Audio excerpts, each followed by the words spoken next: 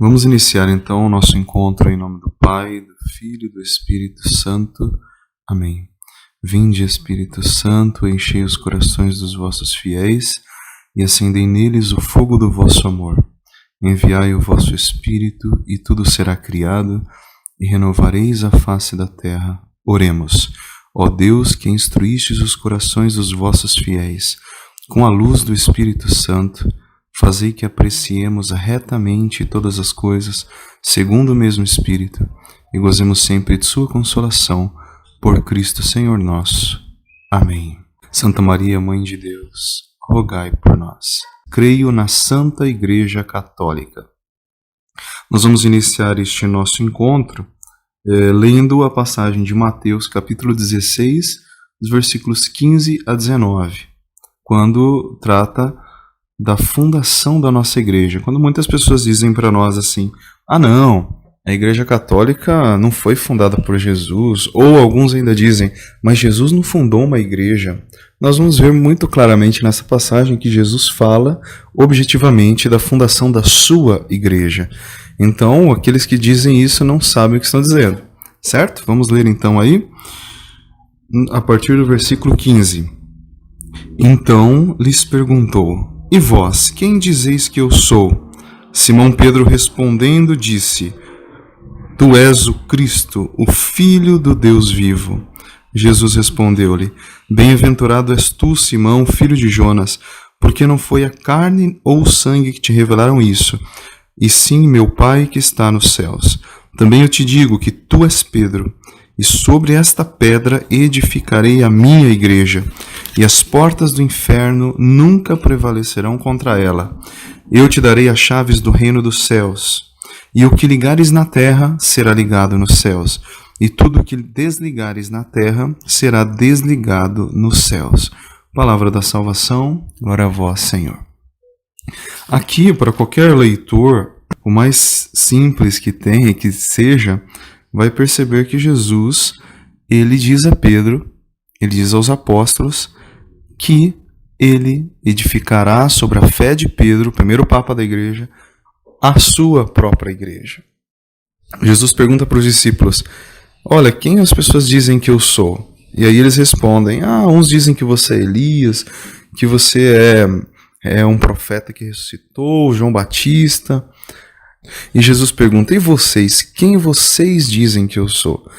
Então Simão Pedro toma a palavra, sempre Pedro primeiro, que ao tomar a palavra e diz: Tu és o Cristo, o Filho do Deus vivo.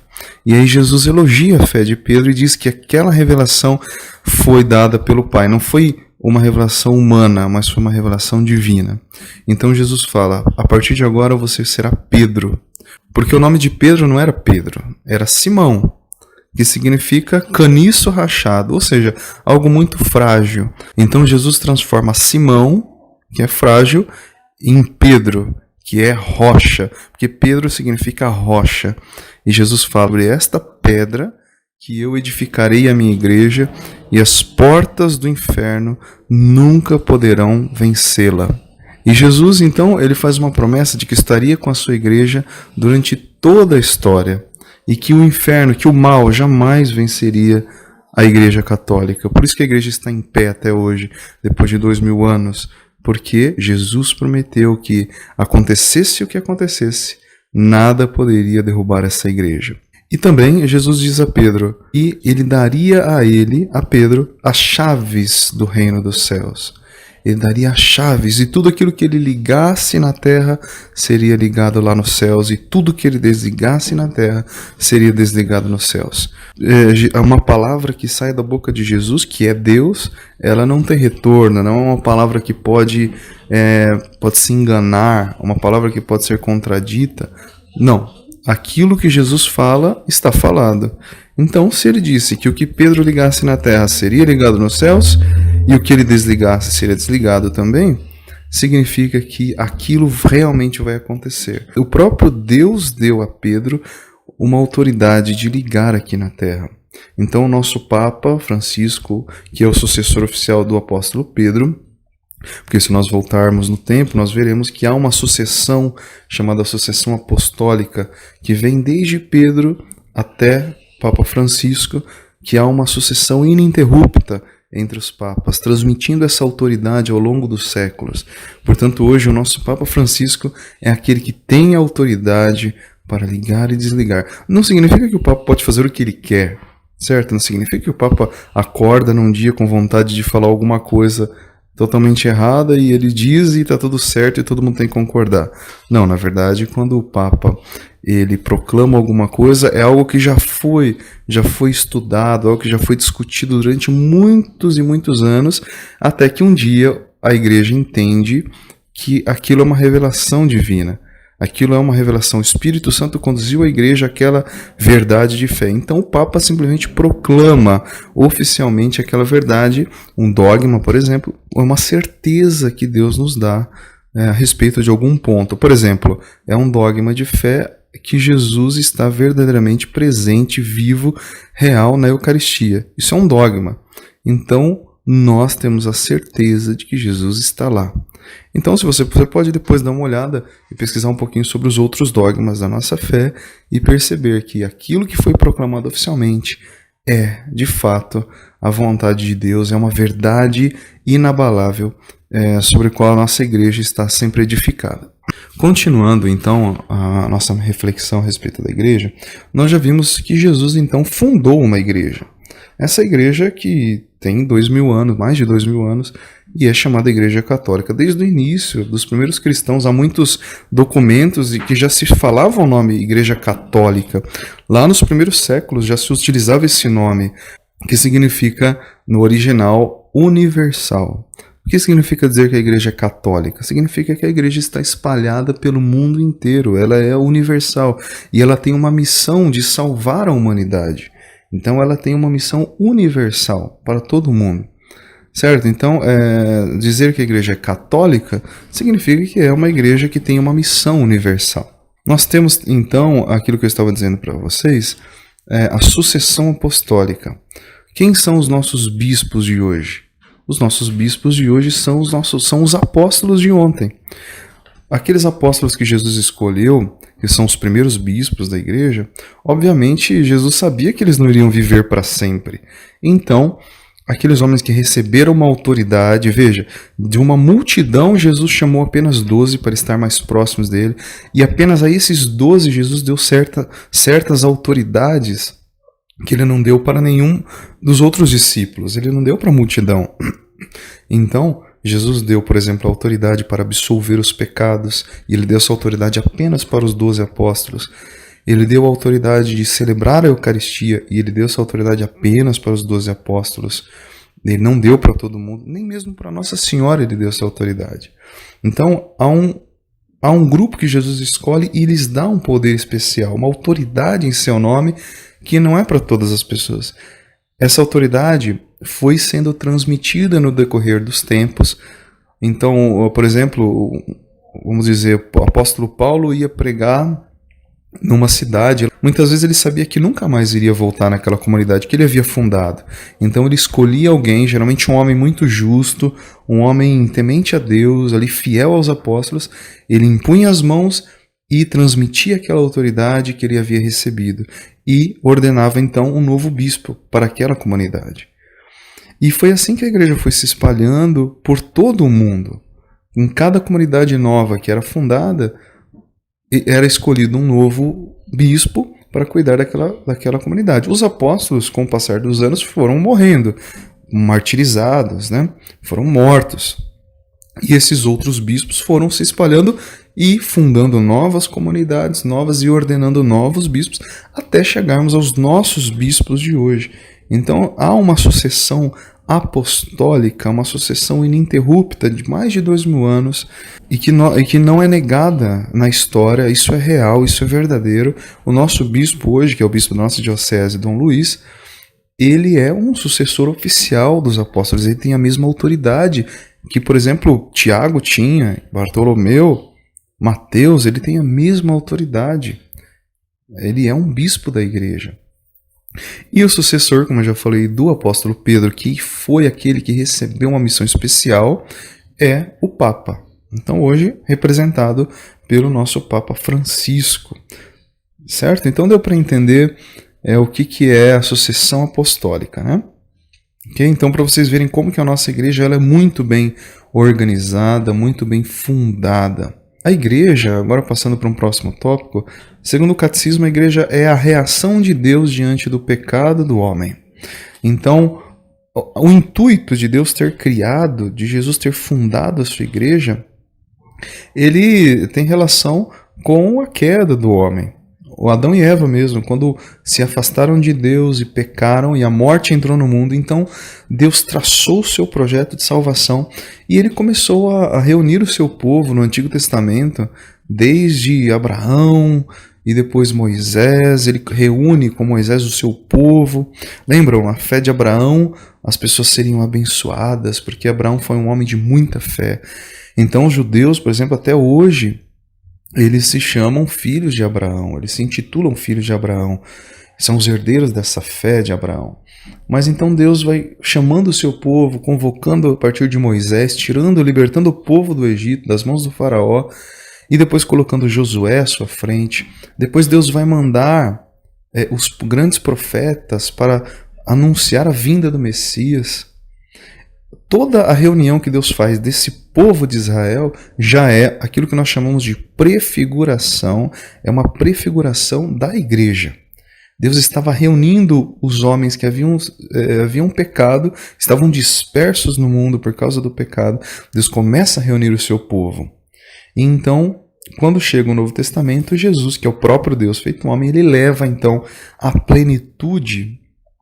Ele concretiza aquilo que ele havia preparado durante todos os tempos, que era a igreja. Então Jesus funda a sua igreja, como nós lemos no início deste encontro. Jesus funda a sua igreja e nela ele reúne os homens dispersos pelo pecado. É na igreja que as pessoas encontram a salvação, é lá que elas recebem a força dos sacramentos. Assim como cada um de nós recebemos a força sacramental que nos salva, que nos cura, que nos liberta, que nos vai levar para o céu. Então a igreja é um lugar sagrado, a igreja é aquilo que Deus havia sonhado desde toda a eternidade para salvar a humanidade.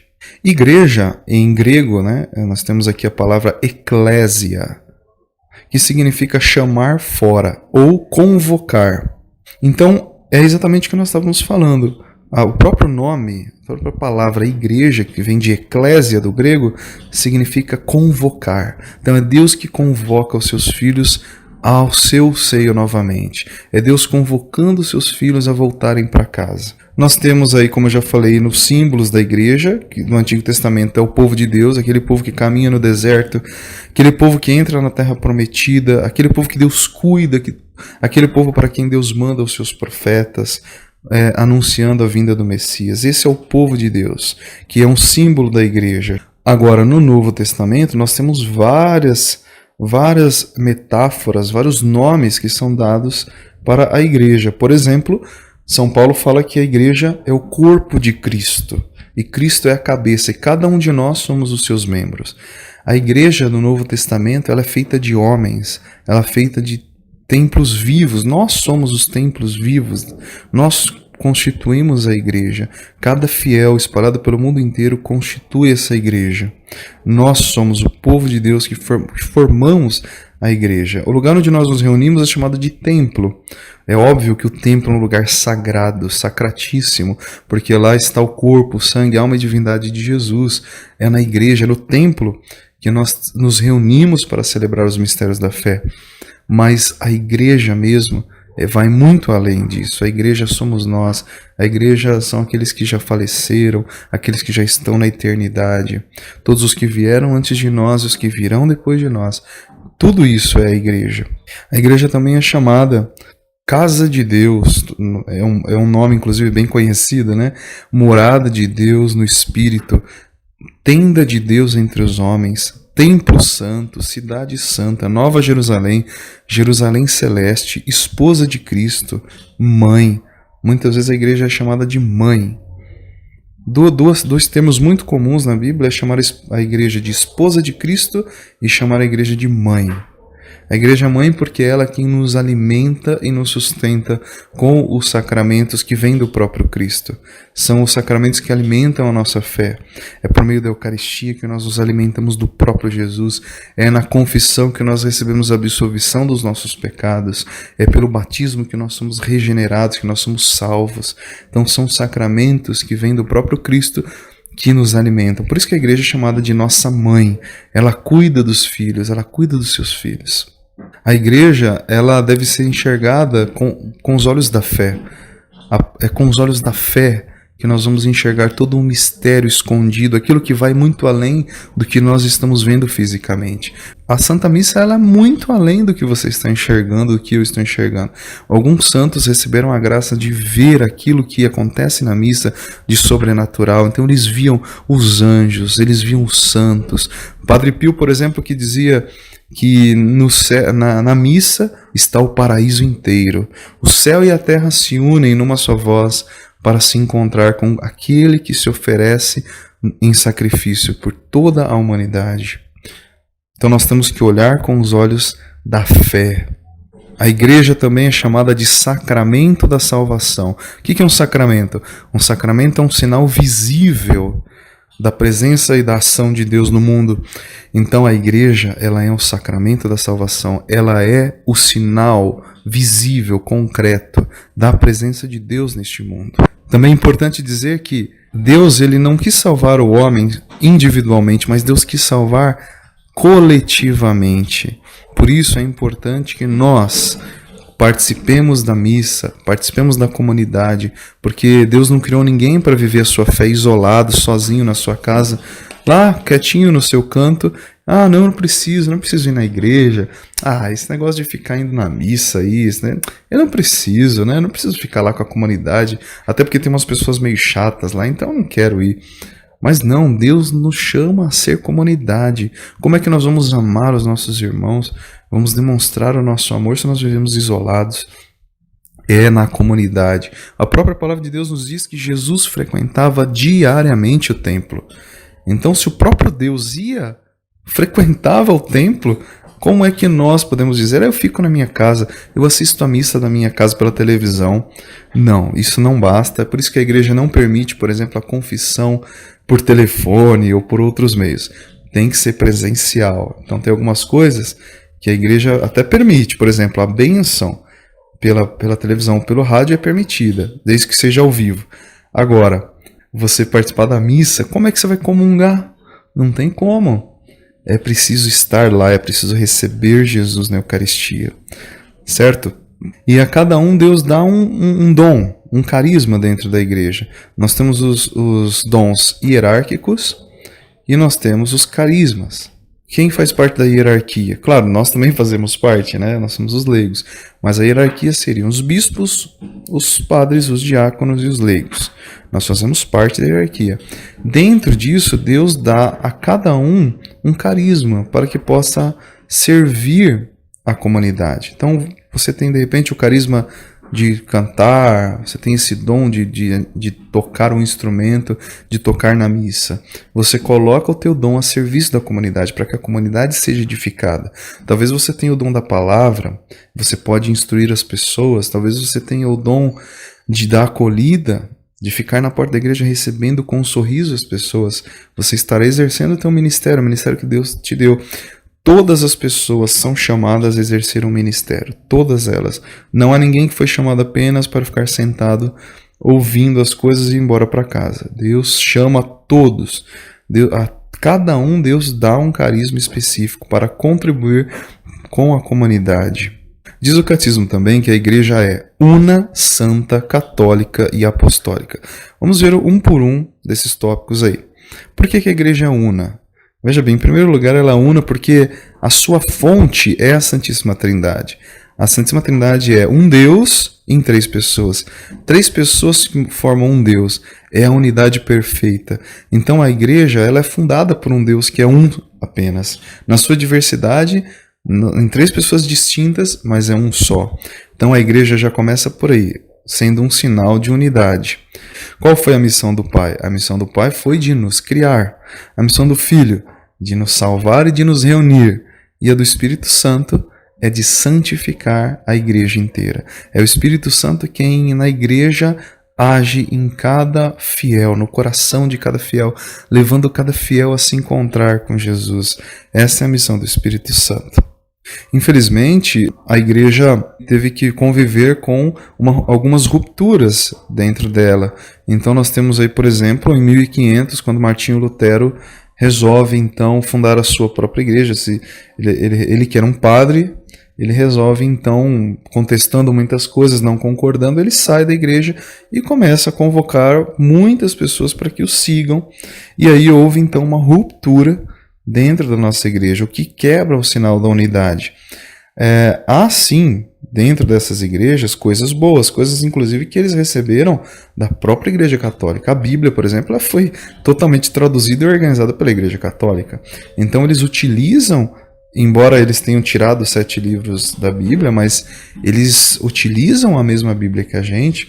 Por quê? Porque foi a Igreja Católica quem deu isso. Então eles têm a palavra, eles não têm a plenitude dos dons, eles não têm a plenitude daquilo que Deus deu à igreja, mas eles têm algumas coisas importantes, têm a Bíblia, eles têm a unção do Espírito Santo, com certeza, mas infelizmente eles têm apenas algumas coisas, eles não têm os sacramentos, que são essenciais para a salvação, eles não seguem o sucessor de Pedro, eles não têm essa autoridade que a Igreja Católica tem, mas nós temos uma certa comunhão com eles, uma certa comunhão que não é plena ainda, mas no final das contas, um dia todos nós seremos um. A igreja também é santa. Santa por quê? Não porque no seu seio só há gente santa, porque dentro da igreja só tem um monte de gente santa. Então a igreja é santa. Não é nada disso.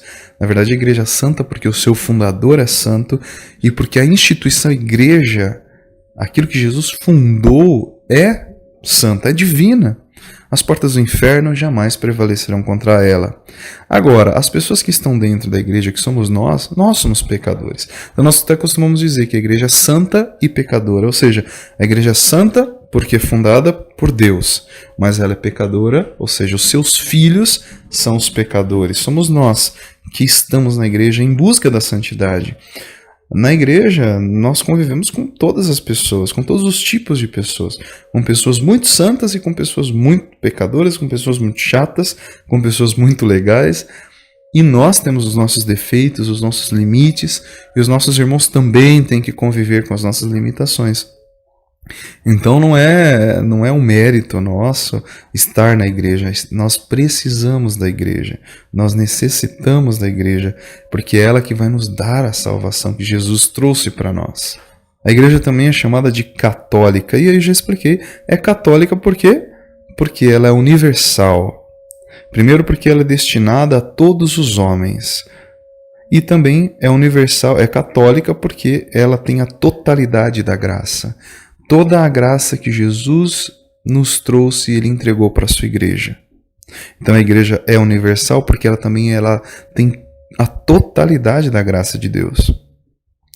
Aí nós temos aquilo que são chamadas de igrejas particulares, que são as dioceses. Então como é que a igreja está organizada? Nós temos a igreja de Roma, que é a igreja central, o Vaticano, a igreja central da igreja católica, que também é uma diocese, certo? Então, pelo mundo inteiro, há as dioceses que são organizadas por territórios no mundo inteiro. Nós temos aqui a nossa diocese de Campo Limpo. Então, por exemplo, aqui de Campo Limpo, ela vai desde, falando geograficamente agora, a nossa igreja aqui de Campo Limpo, ela vai da Francisco Morato aqui até, acho que Juquitiba, se eu não me engano. Ela é gigantesca e tem um bispo que é o responsável por toda essa região. Em cada região tem o seu bispo.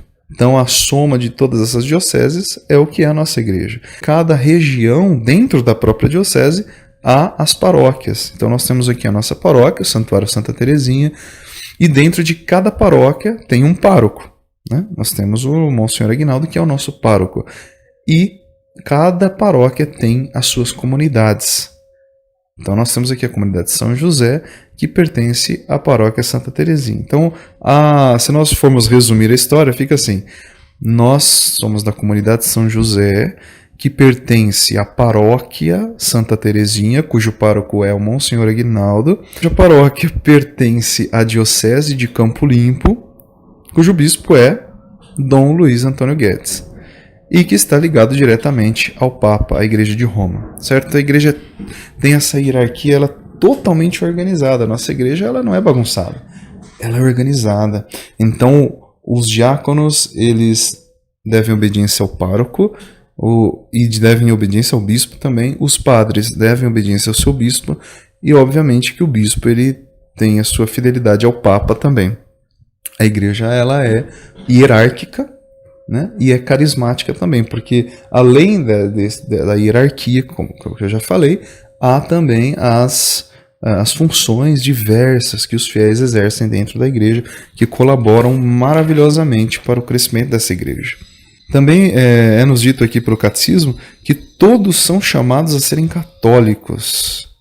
Todos são chamados a ser. Por quê? Porque a Igreja Católica é a Igreja fundada por Jesus e ela tem a plenitude da graça, a plenitude da salvação. Há uma certa unidade, como eu disse, com os evangélicos, embora imperfeita. Por exemplo, com os ortodoxos, é quase possível já uma única celebração eucarística. A proximidade está tão grande já com o pessoal da Igreja Ortodoxa que, de repente, é possível que haja aí um retorno. A Igreja Ortodoxa que se separou da Igreja Católica no ano 1050, mas eles guardaram a sucessão apostólica. Eles têm essa sucessão também, que agora não dá tempo de explicar, mas um dia pode ser que nós sejamos um só corpo, uma só alma. Há também uma certa unidade com os judeus. Os judeus, como nós sabemos, não acreditaram em Jesus como Messias, tanto que o calendário judaico é diferente do calendário cristão e do calendário, obviamente, civil. Eles seguem um outro calendário, eles estão no ano, nem sei exatamente, mas lá para os 6.000 e tantos. Eles não dividiram a história a partir de Jesus, porque eles não acreditaram que Jesus era o Messias. Mas eles ainda esperam a vinda do Messias. Então há uma certa unidade entre nós e os judeus, porque assim como nós esperamos a segunda vinda de Jesus, do Messias, eles também esperam a vinda do Messias. Então, quando Jesus voltar, eles vão ter aquilo que eles esperavam. E nós também teremos, que é o Messias. Com os muçulmanos há uma unidade no sentido de que eles acreditam no Deus Criador, no único Deus, um Deus Criador e misericordioso. Com os não cristãos, há também uma certa unidade, porque todos nós fazemos parte do gênero humano, todos nós somos filhos amados de Deus. Aqui eu coloquei uma citação de Santo Ambrósio a respeito da Igreja. A Igreja é o navio que navega bem neste mundo, ao sopro do Espírito Santo, com as velas da cruz do Senhor plenamente desfraldadas. Santo Ambrósio. Aqui também eu gostaria de falar de um aspecto muito importante da Igreja, poucas pessoas falam a respeito.